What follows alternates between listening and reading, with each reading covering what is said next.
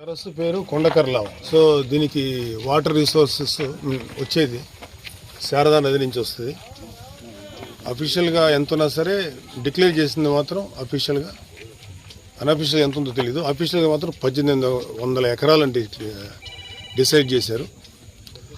అందులో అనేక కారణాల వల్ల కొంత కబ్జా గురైంది.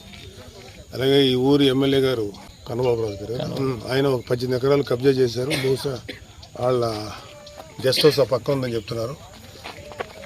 సో ఇలాంటి నదులు, ఇలాంటి సరస్సులు కానీ చాలా విలువైనవి. ఎందుకంటే ఎన్నో జీవరాశులకి, ఎస్పెషల్లీ పక్షులకి అండ్ ఈ వాటర్ యానిమల్స్కి లైక్ చేపలు కానీ, లేకపోతే లోపల నది లోపల ఉండే, సరస్సు లోపల ఉండే అనేక జీవరాశులకి ఎంతో హెల్ప్ఫుల్గా ఉంటుంది. అలాగే ఇక్కడ లభించేటువంటి మత్స్య సంపద మీద ఇక్కడ చాలామంది ఆధారపడి జీవిస్తున్నారు.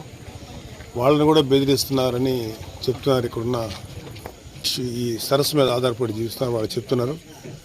సో జనసేన వచ్చిన తర్వాత వాళ్ళందరికీ న్యాయం జరుగుతుంది. దీని మీద ఆధారపడినారు.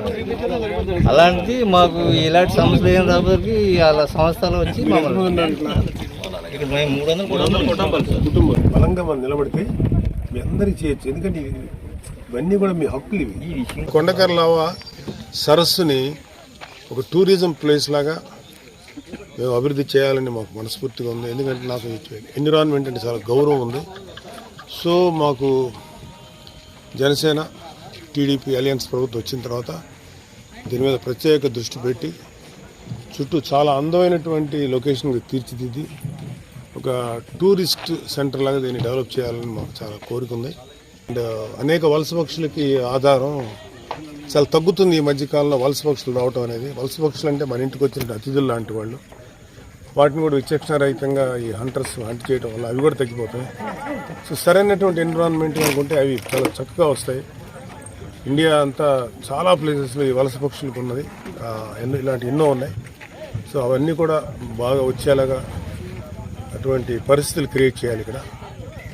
ఖచ్చితంగా జనసేన టీడీపీ అలయన్స్ ప్రభుత్వం వచ్చిన తర్వాత ఈ కొండకర్లావ సరస్సుని చాలా చక్కగా అభివృద్ధి చేయాలని మేము అనుకుంటున్నాం.